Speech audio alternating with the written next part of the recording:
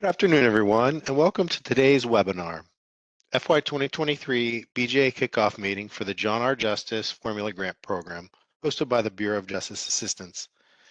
At this time, it's my pleasure to introduce Kate Foreman, Division Chief with BJA, to begin the presentation. Kate. Thanks, Daryl. Hello and welcome to all of you. This is, as Daryl said, the BJA's FY 2023 Grantee Orientation Kickoff webinar. So this is for your FY 2023 awards that you received in October. So thank you for taking the time to join us for this important webinar. We're excited to have you with us today. We know we don't do this every year, but it's really great to connect. As Daryl said, I'm Kate Foreman, and I'm the Division Chief that oversees the John R. Justice Grant Program. And listed here are the Grant Management Specialists, or Grant Managers, who serve as subject matter experts for the program and will be your designated grant managers during the project performance period.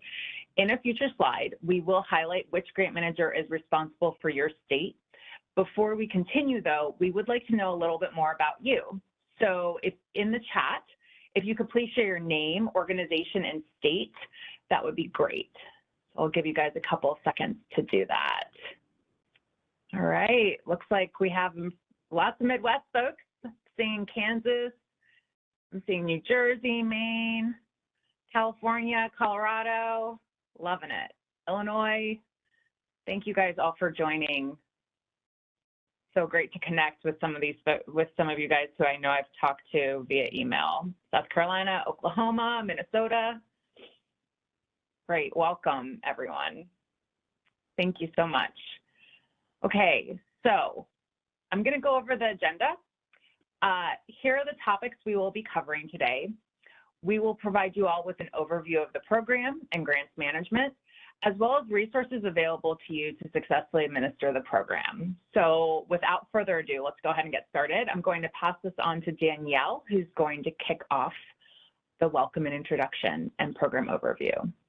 Danielle? Your line's muted, Danielle.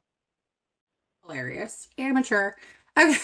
Thank you, Kate. I appreciate the introduction. First and foremost, congratulations on receiving the FY23 JRJ Award. If this is your first time administering the program, you may feel a bit overwhelmed with the process, but please know the JRJ team is here to support and assist you with the project implementation and to be good stewards of federal funds. To fully understand the program, it may be best to start with understanding who we are and the roles of both OJP and BJA.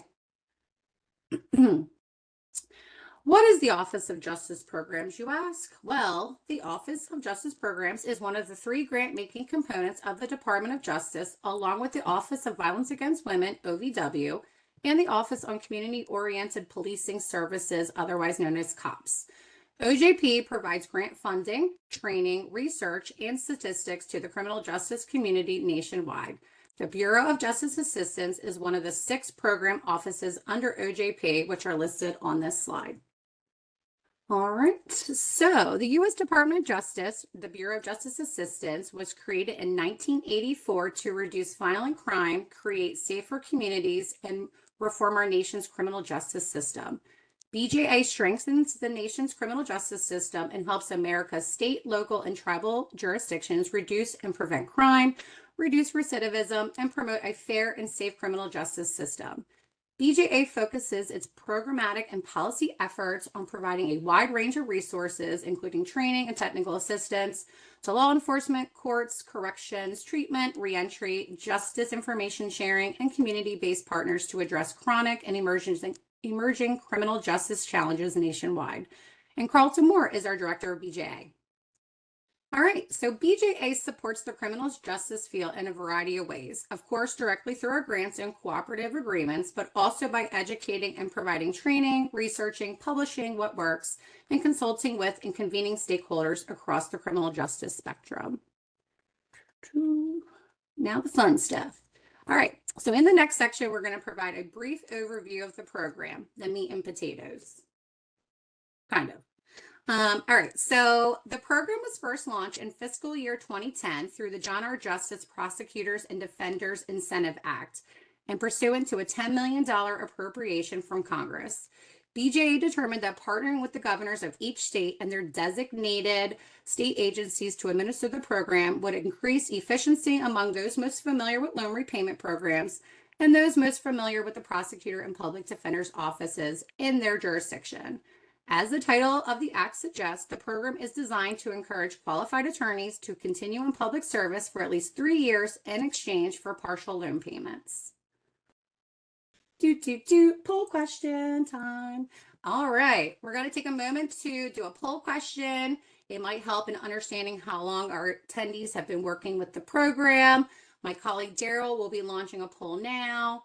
You should see it. I see you guys are already in progress here, so I'll give you a couple seconds to respond. How long have you been doing the program? All right, I think we got enough here. It looks like we have some new folks coming in. We have some reoccurring folks. So we got a good mix here today. So you guys are all in the right place. So, yep, in either case, today's webinar can serve as a refresher for those who have knowledge of the program and those coming in fresh. So welcome, everyone. All right, love the map here. So this map highlights the grant managers who oversee the program for each state.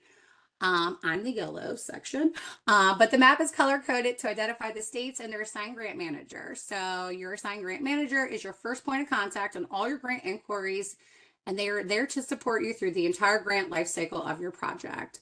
Take a moment to look at the map to identify which area your state falls under. Contact information for each grant manager will be provided in a later slide. So the goal of the program is clear. It's to encourage qualified prosecutors and public defenders to remain in public service in exchange for partial loan payments. And the objectives of the program are to retain qualified prosecutors and public defenders who commit to 3 years of eligible employment in exchange for partial loan repayment. Selection of these applicants will be made to those with the least ability to repay loans, as well as other factors defined by the state administering agencies. States should ensure fair and equitable distribution of funds among qualifying prosecutors and public defenders. All right, and I will conclude the program overview section by going over required annual deliverables to showcase project activity. First, we have the signed JRJ, or John R. Justice, beneficiary service agreements. The first-time participant agreement is used when a JRJ applicant has been selected to participate in the program for the first time, thus starting the 36-month term of their agreement, or 3 years. Acknowledgement of benefit forms are signed and collected each year thereafter for the next 24 months to acknowledge eligible employment and continuation in the program. Once a beneficiary completes the 36-month term and collection of the first-time participant agreement and subsequent acknowledgement forms, an applicant may enter a second term of service if selected to participate in the program again. The secondary term of service covers an additional 12 months of eligible service. Next, we have the verification form, which verifies all beneficiary information to include name, address, amount awarded, date of agreements, etc. We'll go over that later. I said we'll go over that more later in future slides. So lastly, Justice Enterprise File Sharing, or JEFs. This is for exited repayment forms, which looks very similar to the verification form. This will be submitted annually to include only individuals who have exited the program due to a breach in contract and are thus reported in JEFs as having to repay those funds made to the loan institutions on their behalf. All right. So post-award management and federal compliance. Let's go over who your BJA people or your programs teams are. All right, your assigned BJA grant manager can be found in Just Grants and is your primary point of contact. The grant manager is there to provide assistance and to review and approve grants management actions such as reports and award conditions, which we will discuss in detail later. They can also connect you to resources you may need to help in the management of your award. The grant manager will ensure your project stays compliant with award conditions and administrative requirements you must follow, but is also tasked with supporting you in successfully achieving your project objectives from start to finish. All right. OJP's Office of the Chief Financial Officer, otherwise known as the OCFO, provides grants financial management support to all AJP and its grantees. As it relates to your award, the OCFO will be involved with extension requests, financial monitoring, financial management training, and technical assistance. And finally, the financial closeout process. OCFO's customer service contact information is listed here on this slide, right on the bottom under the envelope. By now, you're hopefully familiar with the roles and trust grants that individuals from your agency will fulfill in acceptance and management of your grant, but they are included on this slide since we will be mentioning them often. The entity administrator, who is usually the same person as the SAM electronic business point of contact, will manage roles in just grants, such as inviting new members and assigning them to the award. The authorized representative is the person with authority to sign award agreements on behalf of your agency and must complete the award acceptance in the system. The grant award administrator will be the main point of contact for the award and will submit annual performance reports, budget modifications, award modifications, and the closeout. The financial manager will submit the quarterly financial reports. An individual can serve in multiple roles in just grants, if it is appropriate based on your agency's needs and requirements, with the understanding that you will maintain proper internal controls on all actions. One thing to note on internal controls is the grantee, or as the grantee, you have a responsibility to provide adequate oversight to your grant. Formal grants management roles in just grant systems should not be given to individuals outside of your organization. And lastly, it's important that you keep the roles up to date in the system to minimize lapses in communication or access to funds. So if someone is planning on leaving, hopefully not, you should reassign the affected role or roles in advance. Always reach out to your grant manager too. And another poll question. All right, just so we can see who's here today, see what your roles are in just grants. If you could take a moment to identify who you are and what your roles are. Thanks, Daryl, for putting that up there. All right, we got some grant award administrators. We like our acronyms. So GAA is what we often refer to them as. Some financial managers. All right, this is great. All right, so mostly grant award administrators, which is, perfect because that's the folks we typically reach out to if there's any programmatic, things to talk about. So we're going to move on. Thank you everyone for doing that. So please know that the programs office is here to assist you in being successful. We cannot reiterate that enough. We welcome your feedback administering the program, either provided through your annual performance reports and in a simple email. If you have any issues or concerns with program management, reach out. We don't bite. So the more we know, the more we can assist you. Now I want to hand it off to my colleague, Robin, who will go over successful management of your program. Ooh, give me 1 second. Thank you, everyone. Thanks, Danielle. Hello, and congratulations once again on your award. My name is Robin Harvey, and I'm one of the 3 grant managers in the BJA programs office for JRJ. I'll begin the grants management content, and then I'll pass it over to my colleague, Ashley. In this presentation, we'll give you an overview of the entire post-award grants management lifecycle, and it'll cover things like your award acceptance, how you go about accessing your funds, your award conditions, and your financial requirements. So for your award acceptance, when your agency accepts the grant award agreement, it's entering into a legally binding contract with the federal government. Therefore, it's very important that you all read the terms and conditions thoroughly before accepting your award. Your authorized representative is the person in your organization with authority to sign and enter into the grant agreement. The authorized representative will accept the award electronically in just grants, and you may have received communication that the award must be accepted within 45 days. If you have not already accepted your award, please make sure you reach out to your grant manager and request that you need additional time to accept the award, and then please also let us know like an estimation of when you expect this to occur. Hopefully no one is contemplating declining the award agreement, but if that is the case, please make sure you reach out to your grant manager to discuss. Next, accessing funds. So your funds are in the U.S. Treasury's automated standard application for payments, and it's normally what we refer to as the ASAP system. However, there may be additional steps after you accept your award before you will be able to draw down your funds.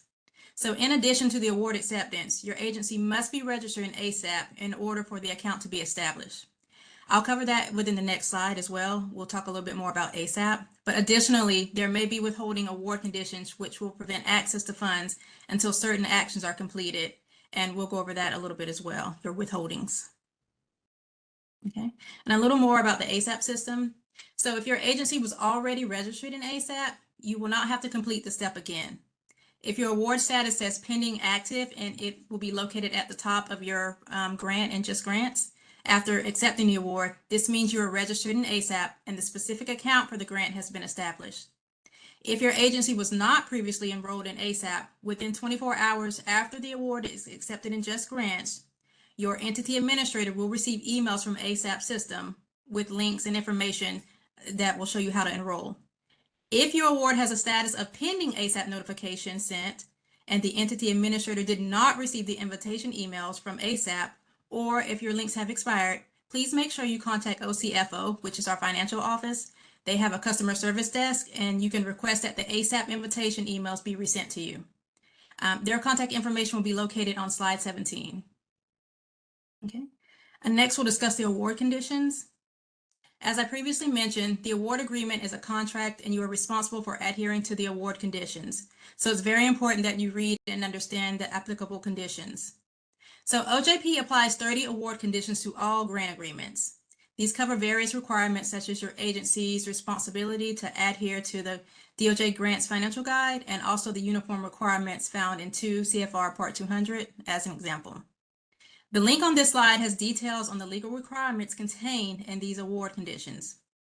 The award conditions starting at number 31 in your award documents are conditions applied specifically to the JRJ grant program. And these conditions particular to your award. So one of these award conditions may withhold funds. And so next we'll jump into exactly what your withholdings may be.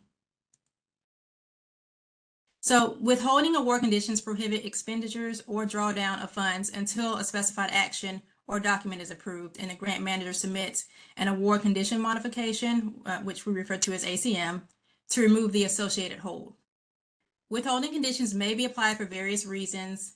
The most common reasons would be if we could not approve or clear your budget prior to the award, as the award amount has not been decided, which is what happens with JRJ. So there will be a condition requiring you to revise your budget to the correct award amount. And we'll cover this more in detail in the next slide as well. But likewise, if your application had a missing or insufficient mandatory document attachment, there may be a hold of funds placed onto your project as well until this is provided. So for example, all prior awards made by the state under the program have satisfied JRJ's program's requirements of reporting each individual beneficiary of a JRJ award in the cumulative verification form. In the verification form, we also refer to it's in the Excel sheet that we send to you, and providing the supporting service agreements as well. So there may be a hold placed if you have not in prior years provided that information to us. So one of the roles of the BJA grant manager is to communicate with you for any reason any withholding conditions may be placed on your grant. And then if you have any questions about it, we are able to assist you in addressing them. So as we discussed with budget approval, this slide explains the budget clearance process. So the grant award administrator will be responsible for initiating a programmatic cost scan that will include you attaching a revised budget. It will then go to the assigned grant manager, who will review it and either send it back if there are revisions that need to be made or just approve it. Once approved, the budget will be sent forward for final approval. After the budget is approved, final and just grants and all budget concerns have been addressed, the grant manager will remove the hold associated with it. Please ensure all withholdings that restrict obligations and expenditures are removed before starting activities. It's very important. Okay, grant limitations. So the JRJ program has certain limitations set forth in statute, and the solicitation outlines other restrictions that apply to this program. So for the purposes of the JRJ grant program, the following limitations must be followed. So no more than 10% of grant funds may be used for administrative costs within your project. And also repayment benefits for each beneficiary cannot exceed $10,000 in a calendar year per 12 months. The total lifetime benefit to each beneficiary cannot exceed $60,000.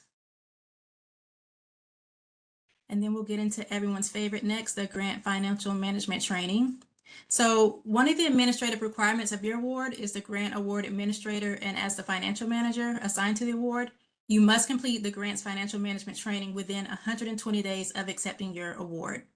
If you've not previously completed the training, and at this time it would have to be on or after February 28th, 2021. So for some recipients, the award condition for this requirement will withhold funds until the training is complete. The training can be completed online. It is a self-paced training, and generally it can be completed within 8 hours total, with the ability for you to save progress and return until completed. So that means if you wanted to span it across a few days also to work on it as well, you're more than welcome to do that. It will still save your place. So there is a link on this slide for where you can register and complete the training. Please make sure you email the certificate of completion to your BJA grant manager. So if you have a new grant award administrator or financial manager coming on board to be assigned to the role later on, they will also be required to complete the training within 120 days of them coming on board. Please note the condition notes training must be completed once again on or after February 28th, 2021, in order for us to be able to make the award without having to place a hold on your grant. Annually, the grant managers, we check to ensure that you are up to date on your training. And if you're nearing your 3-year mark, please make sure you complete your training as soon as possible. Okay, other administrative items. So this presentation is clearly not long enough, nor is it intended to cover every possible administrative requirement that may be applicable to your project. So we list a few other requirements on the slide, just to include the requirement to report any waste, fraud, and abuse of grant funds if you become aware of it. Or if your project is funding a website or publication, make sure there is a requirement to include a disclaimer statement, which is included in the award conditions. Also, as a reminder, you should thoroughly read your award agreement and the conditions to understand any administrative requirements that may be applicable. Okay, and next we'll discuss payments. So as we discussed earlier, you will be making your payment request in the U.S. Treasury ASAP system. Under this grant program, you are not allowed to draw down all funds in advance. Instead, you are subject to the rule requiring you to minimize federal cash on hand, and this means you should only draw down what is needed for your immediate needs. Any federal funds drawn down but not dispersed or reimbursed within 10 days must be returned to OJP. If you are drawing down on a reimbursement basis, you can do so on a schedule that works for your agency. Please note that the ASAP system suspends all accounts the last 3 business days of every month, except for in September, when it will be suspended 5 business days in advance of the transition to the next federal fiscal year. Thank you, and now I'll turn this over to my colleague, Ashley. Thank you very much, Robin. Now we're going to discuss reporting. All grantees are required to submit a quarterly federal financial report and annual performance reports. The due dates rarely change and will always be on the 30th of the month. The FFR and performance report are to be submitted in just grants. Please do not try to submit an FFR in ASAP. You are required to submit a report even if there is no activity and no funds have been obligated, expended, or drawn down.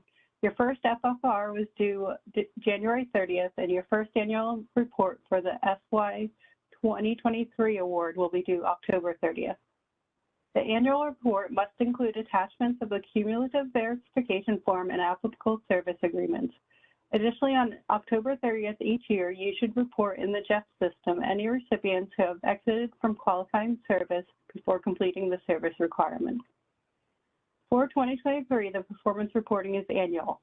All JRJ grants awarded before are still on a biannual reporting with a quarterly report in PMT. All FFR questions should be directed to the OCFO customer service. If you have technical questions regarding the annual report submission in Just Grants, contact the Just Grants help desk. If you have programmatic questions, please contact your grant manager. Contact information for the help desk is provided at the end of the presentation. When submitting reports, here's some helpful tips. The FFR obligation should match performance activities reported in your corresponding performance report. The FFR should report on funds obligated and/or expended, not drawn down amounts. The FFR must be submitted for every quarter regardless of whether there were obligations or not. On the FFR, it is important to note that 10E is for expenditures and 10F is for unliquidated obligations. If you have decided on awards but not made payments to the loan providers, that amount should go into 10F because it is not yet an expenditure. The annual report answers performance measure questions specifically written in the solicitation. It should provide the BJA grant managers with an accurate snapshot of the implementation of your grant. All service agreements and JRJ verification forms for the fiscal year should be attached. A report must be submitted even if there is no activity. There will no longer be reporting in PMT for the 2023 grant. The performance measure questions found in the solicitation are embedded in your progress report. As previously highlighted, for this award, you report once a year and October 30th. You must answer the embedded question set even if there is no activity. Remember to attach the cumulative JRJ verification form regardless of awards under the FY 2023 grant and all service agreements for the fiscal year. Do not submit a blank report. If you have questions, please reach out to your grant manager prior to submitting your report. And finally, when you're submitting your performance report, make sure to complete the questions set and hit the Finish tab. Once the question set shows the status of results completed and you have ensured that your attachments are included, you need to click the Submit button on the performance report screen for it to be routed for review and approval. We have updates for the JRJ verification form that will be coming. We made these changes to ensure we are gathering all the information required. We want to discuss the reasoning for some of these changes. We added a column for service agreement type to provide a place for information around the acknowledgement forms for years 2 and 3. You should make a new line for each service agreement or acknowledgement form, even if no new funding is being made to ensure the service is being verified. We added a column for loan repayment date because we know that repayment does not always occur at the same time as the agreement and want to capture this information. It is allowable to wait until a year of service has passed to make the payment. Just be aware the payment must occur in the performance period. We added a column for exited status explanation that previously could have been included in general notes section, but is important and needs to be provided clearly to us. The JEF's reporting date column is to ensure that those who have exited service and are obligated to repay are reported. And the waiver guidance date is because you as the grantee has the responsibility to provide guidance around requesting a waiver to anyone in exited repayment status. We will discuss the requirement in greater detail in a moment. So among other requirements I just discussed, JRJ administering agencies are required to annually submit a complete list of individuals who have had JRJ benefits paid on their behalf, but who have left the program prior to fulfilling their service obligation, including a reference to the grant award number from which the JRJ benefits were paid, and also the applicable service agreements that correspond to the exited repayment JRJ beneficiary entries in your exited repayment status JRJ verification form. A separate form has been created for fully submitting the recipients and exited repayment status. Please utilize the following naming convention while substituting both the name of your state and the appropriate year. It would be state _ year _ JRJ - repayment. You may not have had any recipients that have exited and require repayment, but you should at minimum have access to the JEF's reporting system to show how you are able to meet the requirement. Each JRJ SAA has to set up a free box.com account and also email your grant award administrator when the account is created. Your grant manager will then facilitate you gaining access to the account, and you will receive an email from a noreply.box.com inviting you to a folder where exited recipients can be reported. Be sure to check your junk folder. Contact your grant manager if you do not receive an invitation when it has been sent. I'm now going to turn this over to Kate for a moment to discuss waivers. Thanks, Ashley. I'm going to take the ball from you here. All right, so I'm jumping into requests to talk about waivers because we have processed them. So I know that this has been interesting. We've had waivers and prior to me coming into this role, the waivers hadn't been processed. And so I know that many of you are aware of that, those of you who have been with the program longer. So we wanted to provide a little bit of context here about the waiver process now that we have had kind of our first round. So consistent with the terms of the JRJ service agreements, JRJ beneficiaries are required to inform their JRJ state administering agency of their separation from a qualified position of employment and the status of their repayment. So as Ashley outlined in the last slide, as JRJ grantees, you are required to report this annually to us in the JEF system. So you confirm this through the acknowledgement of benefits form you should be collecting each year after the service agreement is signed, that initial service agreement is signed. So we've updated this requirement to make it an annual requirement at the time of you are reporting your performance report rather than quarterly as required in years past. So you're reporting because the beneficiary must make a payment in the total amount of JRJ loan repayment benefits that were made on behalf of them to the loan service provider. They essentially have to repay everything you've given them if they don't meet the 3-year service requirement. So it's very important that you are emphasizing the commitment beneficiaries are making at the beginning of their participation in this program to mitigate how many exit and enter repayment status. In 2014, we provided additional guidance that JRJ beneficiaries who have exited the program prior to fulfilling their service agreement may request a waiver of repayment. We've now processed over 100 waivers and wanted to provide the categories these waiver requests must fall into in order to even be considered. So please keep in mind, any beneficiary may request a waiver, but that it's not guaranteed. And if they don't request a waiver, they will be sent to Treasury for collection. So based on statute, waivers are entertained if they are in the benefit of the public interest, or it would be against equity and good conscience to recover funds. So those are kind of our two different categories. And under the first category, the benefit of public interest, based on our review of the waivers that we've received and trying to be as flexible and understanding as possible because we understand that things happen, we kind of determined 2 buckets under the public interest category that we would entertain waivers for. The first one is capacity similar to eligible position, meaning a combination of time served in an eligible position and a position of public service that benefits the public interest that would equate to the 36 months could be something that could be considered in terms of entertaining that waiver request. So that's the first one.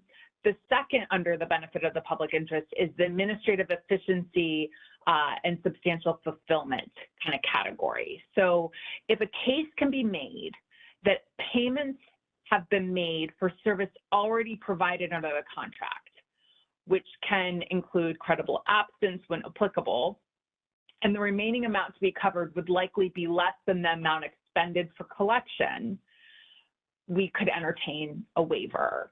So credible absence can include absences because of uniform service in a recognized branch of the United States military, authorized maternity or paternity leave, FMLA, or due to compensatable injury.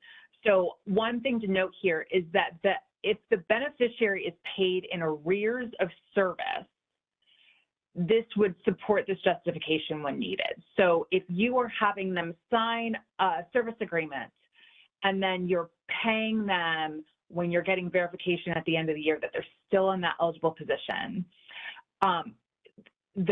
you're basically paying them for the amount of service rendered because you should be prioritizing them getting a second and third payment during those 36 months.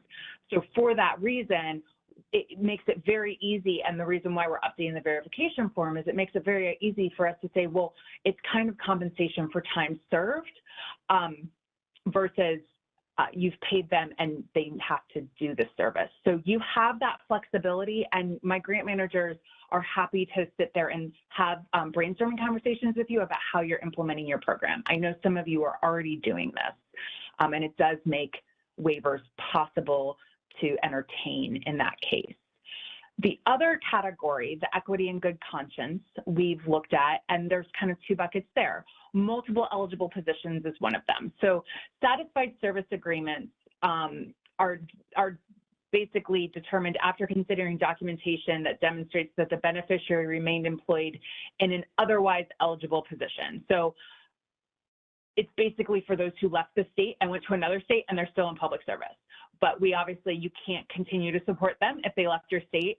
And so it is a waiver, and that is the bucket for those folks who are in that position where they're still in an eligible position, they're just in another state. And let's go ahead and say they've met the 36-month requirement. Now we have the documentation demonstrating that, and we can waive the requirement of repayment. And then the final bucket is involuntary separation without cause. So the separation from a position as both involuntary and without cause related to performance or misconduct. That requires documentation, significant documentation. So we're working on clarifying the waiver process even more, but we wanted to provide you with these categories that we're trying to bucket these requests into, because we thought it would be helpful as you're kind of talking to beneficiaries. If a beneficiary left because they could make more in the private sector, that does not meet the requirement. Even if they had financial burden and they have significant debt, unfortunately, that does not meet the requirement. So once again, we want to emphasize how important it is to communicate the commitment beneficiaries are making at the time of them signing their service agreement, making sure it's clear that what you're paying is directly to the loan service provider, not to them. We have received waivers that said that they thought that they were going to get the money to help them pay bills. And thinking about ways to maximize the benefit to ensure they'll stay within their position for at least 36 months. So those are the things that we really want to emphasize, and we are happy to have larger conversations during the Q&A and also setting up meetings after if you have questions about this. So this slide is just a reminder of the waiver request process. So it's a brief reminder of the information you should be providing beneficiaries who have exited prior to meeting their service agreement requirement.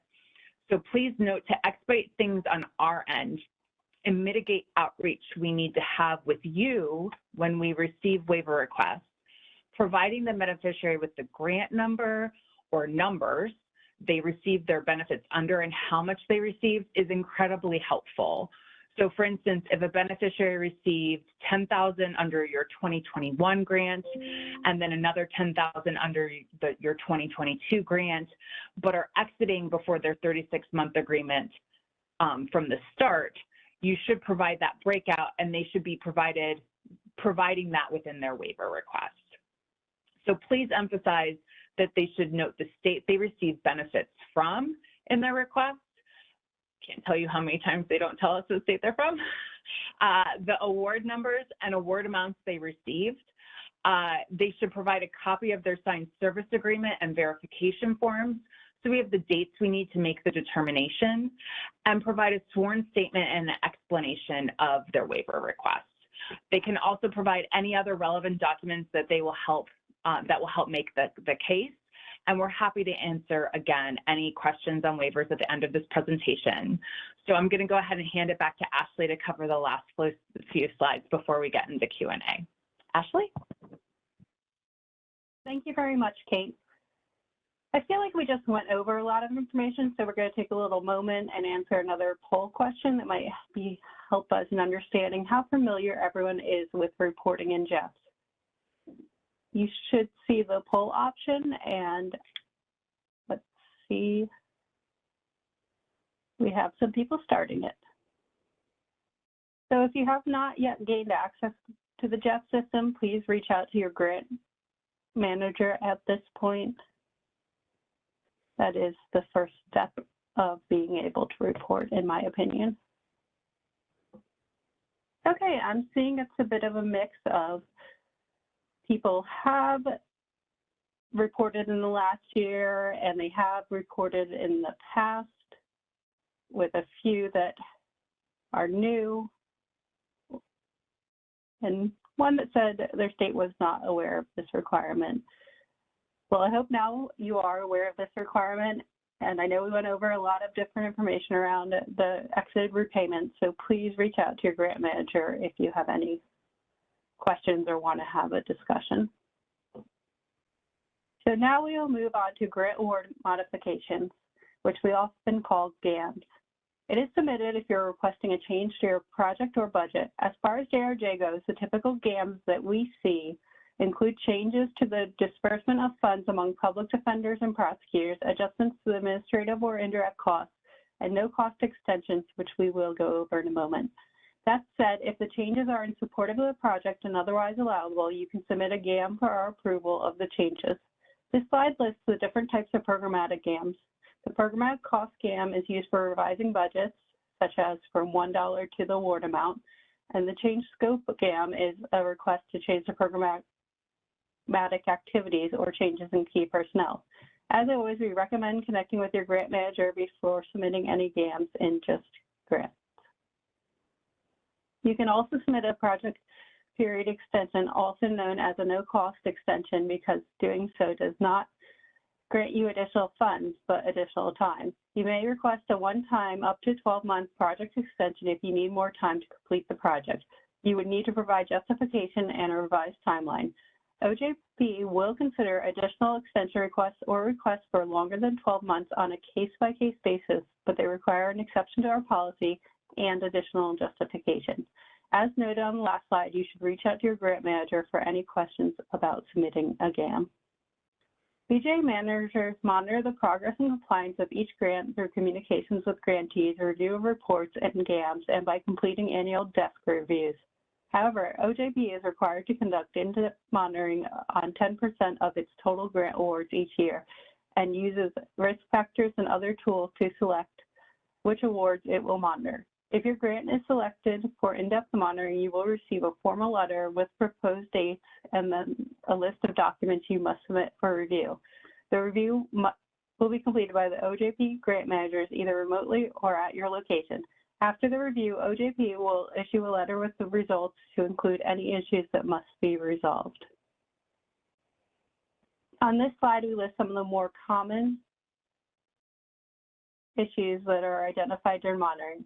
Generally speaking, the issues relate to not following award conditions or obligating and expending funds prior to approval, such as before the budget has been approved, or it could relate to inadequate accounting policies and procedures. I know this has been a lot of information, but here we are at the last stage of the post-award grants life cycle, which is the closeout. The closeout must be completed within 120 days of the project end date. This allows you the ability to complete the final performance report and financial reports, as well as the final drawdowns in ASAP. If you complete all project activity prior to the end date and you are done expending funds, you may mark your next available performance and financial reports as final in Just Grants and initiate early closeout. Please understand that all costs must be properly obligated and expended or spent prior to the grant award performance period end date. This means formally documented in your accounting system that funds have been expended. If there are unliquidated obligations prior to the final financial report, then you did not expend those funds. The grant closeout is processed upon completion of the project, submission of the final performance and financial reports, and drawing down funds in ASAP as needed, and then submission of the closeout in Just Grants. There's a link on this slide to the Just Grants training resource on closeouts. Now we will go over a few slides that represent valuable resources available to you as you work through the award cycle. This slide showcases Just Grants training resources as well as Just Grants reference guides to give you step-by-step instructions for completing actions in Just Grants. I find these to be particularly useful as there are screenshots of each step you can follow and have often shared them with grantees. The DOJ Financial Guide is referenced in your award condition and serves as a primary reference manual to assist OJP, OVW, and the COPS office award recipients with fulfilling their fiduciary responsibility to safeguard grant funds and ensure funds are used for the purposes which they were awarded. It compiles a variety of laws, rules, and regulations that affect the financial and administrative management of your grant. There may be instances where the requirements may differ among these three grant-making components. To the extent possible, those differences are spelled out throughout this guide. However, recipients should refer to their award terms and conditions to determine the specific requirements that apply to their award. We have provided references to the underlying laws and regulations as much as possible. This guide should be a starting point for all recipients of DOJ and cooperative agreements in ensuring day-to-day effective management of awards. Feel free to subscribe to one of the newsletters shown on the screen. The Funding News provides weekly notice of funding opportunities. You can also connect with BJA through Facebook, X, or YouTube, and also visit the website for more information on funding opportunities, publications, and initiatives. We are in the midst of creating a resource guide for the program that we made available to you, hopefully, when we share the slides and recording. I will now turn this back over to Kate. Thank you for the time you have given me. Thanks, Ashley. So as we wrap up this presentation, we want to thank you for your participation and understand that this has been a lot of information in a short period of time, and we don't expect you to remember everything that was discussed, but we hope this has been helpful. Before you get to the Q&A, a few last-minute tips and reminders. So keep your contact information up to date. That's critically important so that we can reach out. Review your award conditions and take immediate action on any outstanding withholding award conditions. If you take one thing away from today, it's talk to your grant manager. That specifically goes for grant award modifications. Please reach out to them before initiating a GAM in the system. And please contact your assigned grant manager if you haven't been in contact yet. They're there to support you and really help you understand if anything was confusing in this presentation.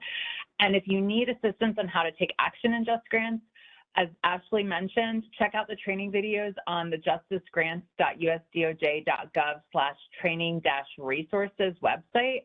I'll put that in the chat in a second here. It is a great resource. I need to do it to everyone. It is a great resource, and you can access a lot of different guides that provide screenshots as well as videos that walk you through things. So, and finally, please remember it's okay to remind us if we've not gotten back to you within a few days after a request.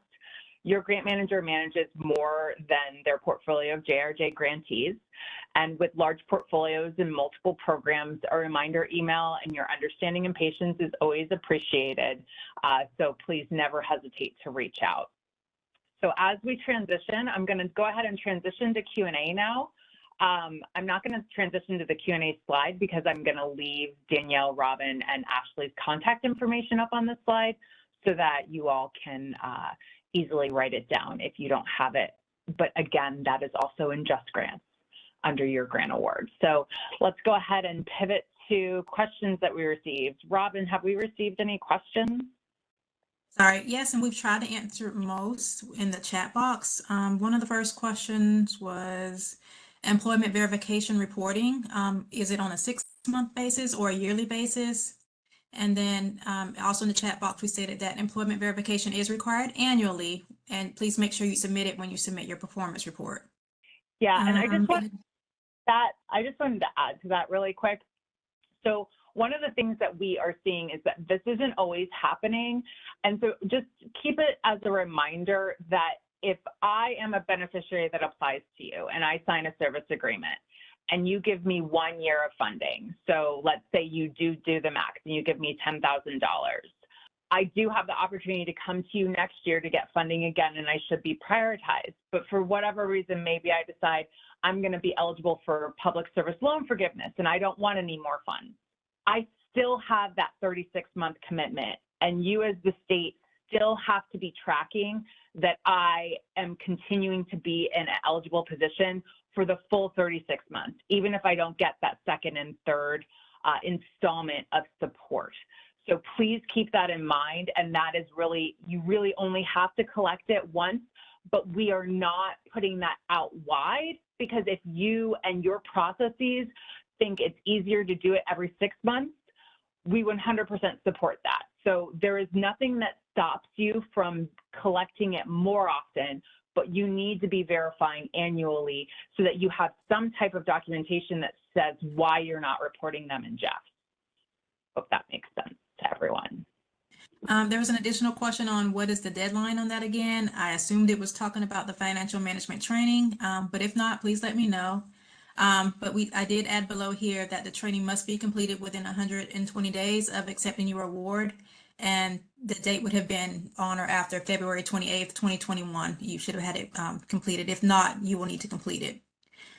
There was an additional question. What about the death of a beneficiary?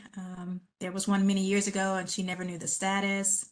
Just contact your grant manager and we should be able to go in and maybe look at the historical documents and try to figure out the status on that to let you know had it been waived or not. Yeah. So, Robin, just really quick, I want to back up. So for the 120 days, it's been 120 days. So if you haven't completed the training, you all should do it. So the team is required to go in and double check that. And if not, they will put a hold on your grant. So please make sure you're doing that training. The date that was provided, which is essentially 3 years back from today, is because you, again, and that was emphasized on the slide, it's every 3 years. So if you are one of our seasoned JRJ folks, we appreciate you very much. But if you haven't done the training in a while, maybe double check when your certificate is dated, because when we're doing the check, a hold can be put on your grant if you have not completed the training. And then with regard to the death of a beneficiary, we did, so I think I mentioned in the waiver process that we kind of hadn't figured out a formalized process, and we finally did. I believe whoever referenced that was addressed. A waiver is not needed for that. Obviously, we would not collect due to a death of a beneficiary. So just wanted to flag that. If there are issues now that we have formalized process and we will be rolling out more on waivers, please reach out to your grant managers as well as the division chief, myself, to make sure that we are aware so that we can ensure that they are not going to collections and having that issue with that loss. Go ahead, Robin. Okay. Next question, where can we check if our financial training is still valid or not? You should be able to check on the financial management website, but if you log on and you don't see the information, you can contact your grant manager and we can look it up for you. If you get with me offline, Matt, I can look it up to see what the date may have been for your last training. Great. Any others? Any questions? So while we're waiting for any other questions to come in, I just kind of want to kind of sum up some of the changes that happened. So last year was the first year that you had your question sets and just grants instead of PMT. This year, for 23, is the first year you only have to report once a year. So we're really trying to reduce the burden on you guys to the extent that we can. And we know that all of you, some of you, it takes you a whole year. And so like the twice a year reporting just didn't make sense given the nature of this program and what you guys are doing. So that is why it is one report due October 30th. We also, the change is your verification form and service agreements are uploaded to that performance report. So I just want to really quick re-emphasize that this is because before they were we were requesting them, it wasn't a formalized process. We understand that those of you who have holds on your 23 because you still have an active 22, you will not be allowed to start activities on your 23 until you're done making awards on your 22. We understand that. You still have to provide performance updates, and just for systematic and streamlined effectiveness, we understand that it's a comprehensive JRJ verification form. You're still going to upload it with the supporting documents that you have for that year, even if you're not doing any activity. So I just want to be really clear. It's going to feel duplicative, but you have all the documents. So you're uploading them to your 22 and you're providing a performance report that does say you did activity. In 23, you're saying you haven't started activity, but you're still uploading that report. It just creates kind of streamlined process. It mitigates us having to respond and say, hey, where's your 22 funds, all of those things. It's just streamlined. So that is what we're doing moving forward. You'll always upload whatever. It's a historical document. It reflects everyone. And so you'll upload that every year. In addition, it's because let's say I was a beneficiary and I received funds back in 2018, but then I had life circumstances and I stopped receiving funds, but I met the 3-year requirement, but I stopped receiving funds. I have a benefit of up to $60,000 for my life. And there's nothing that says I have to be a new prosecutor. So let's say I go back into eligible role. I can come back and apply to you. You still are required to track what you've paid me before, and you can have me sign a secondary service agreement, and I can commit to another 12 months and another 12 months, or you can have me as the state, you can say, well, you have to commit to another 36. Great.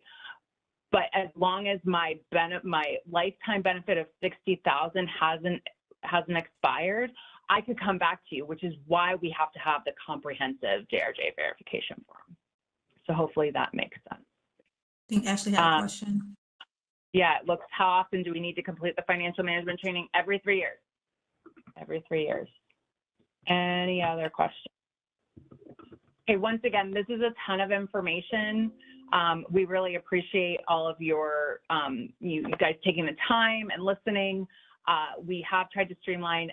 You used to have to report more in depth. You're only reporting once. So we're really trying to make sure that it's very easy for you to track what is required and when.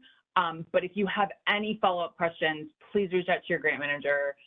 They're here to support you, and hopefully it will reduce burden. Like I said, we are still working on additional updates. We are going to be updating the website, updating contact information. Your grant manager should have been reaching out on kind of generic contact information so that we can have it on the website, so that when folks are reaching out to us saying, I want JRJ funds, where should they go without us giving your individual information unless that's what you want. So we really are trying to overhaul the program, and we want to work with you. So if you have ideas, if you have thoughts, if you have concerns, please reach out to your grant manager or please reach out to me directly. And my email is catherine.foreman@usdoj.gov. So Catherine.Foreman@usdoj.gov. Megan, thank you. I'm so glad. It's great to connect with all of you. We're going to try and do this more on a regular basis, and we really appreciate you. I know there's been a lot of change with JRJ lately, so we appreciate all of you very much, and hopefully this will create some streamlined processes for you moving forward. Okay, Megan, I don't understand the consider allowing payments to beneficiaries with payment verification. We might need to talk to you offline on what you mean, but I'm definitely open to ideas and thoughts. Oh, I don't know. Daryl, can we unmute Megan? If you'd like me to. Yeah. Can you unmute Megan? Megan, you should be unmuted. Yeah, I was just thinking that we run a number of other loan repayment programs at the state level, and we have a process where we pay the beneficiaries themselves, and then there's a payment verification process afterwards.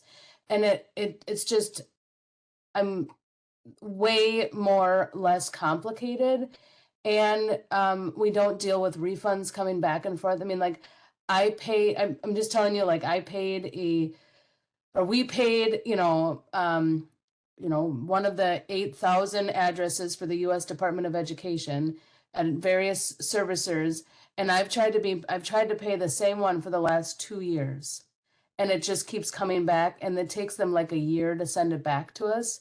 So we've like closed grants, and now we've got refunds, and we're trying to repay them, and it's just it's on our other programs, our state level programs, it's a lot. It's much more simpler and less complicated for the administration and even for the beneficiaries themselves. And they're just trying to sit there and wait to see if the money shows up, and then it's really hard for them to track it. So when you're thinking about future changes to administration, just that's one suggestion I'd have. And I appreciate that. I think one of the barriers that we have is that it has to be to the loan service provider. It's written in statute. And it's also the 3-year service commitment. So I know that collection of funds is also, and the waiver process, that's kind of a barrier, but that's just something, unfortunately, that statutorily required. So, but I've been trying to put my thinking cap on how best to streamline these processes. How can we make the waiver process easier? How can we reduce the burden on y'all? So I do know a lot of state funding is a little bit different, but some of these requirements are due to the statutory language. But thank you, Megan, for that. I appreciate it. So making payments to the student loan servicers is very difficult. Okay. The increase, I have no idea if we're going to continue to see an increase. We wonder if we're going to, continue to work after March 8th right now. So I do not know. It has been nice. We have seen increases the past couple of years. We are operating on the assumption that we'll at least get what we got last year for 24, but we do not know at this time. So it's dependent on Congress and what they choose to appropriate for JRJ. So, Dennis, I appreciate you flagging that. So one of the things we are trying to track, and we have been following up when states, provide the declination letter when we release our opportunity every year, is that we do recognize that it's a small pot of money. Most of you forego admin because it's such a small pot of money and you want to support your prosecutors and defenders in your state, and that the juice isn't worth the squeeze. That's what we're hearing more and more. So we are trying to simplify to the extent that we can on our end. But again, if you have thoughts, ideas, it is great that Congress continues to increase the amount. I have no crystal ball on that, but we are trying to figure out additional flexibilities. So again, my email is always open. So Catherine.Foreman@usdoj.gov. I have asked about this program going to federal student aid.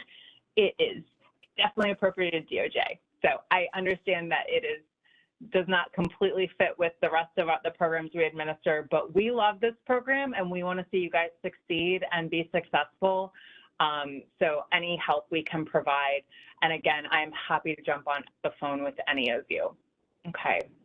I am going to try, I have no idea how I'm going to try and figure this out, but the paying to the servicers, if any of you that are listening and you have figured out streamlined processes, I'm thinking about some of my more seasoned folks, maybe in the Northeast, please let me know if there are tricks. There's something else we want to do. We want to disseminate best practices. So I think that this is where we all can learn better if we feed off of each other and look at each other's applications and it rides all ships, so to speak. So if you have thoughts, if you want to share stuff, please tell your grant manager. We definitely want to make sure that we are helping you disseminate things that you have figured out that work in this program or that mitigate the time and the administration that is required for this grant. There are no tricks. Mark, I appreciate it. I've had many conversations with you. I know. All right. Well, I will definitely take. Yep. There was a suggestion. Susan asked, could each applicant provide the name and payment address of their lender? That is a good question. Couldn't they request additional information if they needed it from any of the recipients they're awarding? Yeah. Yeah. So we don't regulate that. The only thing I would flag and the only thing that pops into my brain is you need to follow your state rules and be careful about PII. But in how you collect it, that's why we collect the Social Security number through the JEF system. So my team actually will never see your beneficiary's Social Security numbers. That being said, you're already collecting that information. So you're already collecting PII. I don't see how that would be a problem. We don't dictate how you do that. So that's a good suggestion, Susan. Oh, there you go. Elizabeth Flynn says, yeah, they asked for it. So this is what I mean. You guys share your documents. We want you guys to work together. We definitely want that to be possible. Okay. So beneficiaries, lenders change constantly as servicers get out of the student loan business. That has been happening. I do know also that some of the other struggles you guys have had is with the deferment of payment of student loans and then with public service loan forgiveness. So there's definitely a lot of stuff out there. With public service loan forgiveness, that's something else that you guys should probably be inquiring. How long have they been in their role? Are they planning on doing public service loan forgiveness? Because I know some of you have already dealt with this. The beneficiary gets loan forgiveness and the payment you made gets paid back to the beneficiary. And then you need to recollect it. And if that grant is closed, you need to return it to us. If it's still open, you can repopulate it into your grant to reuse again. But I do know that public service loan forgiveness does create another hiccup for y'all as well. So I do know that they've consolidated, and a lot of the loans are now through FSAs, but I know that that's not all loans that are eligible. So also open to us having kind of more of a, town hall where we are all unmuted and we can have kind of a conversation of ideas and sharing. So that's something the team will think about rolling out if that's something you guys are interested in. Okay.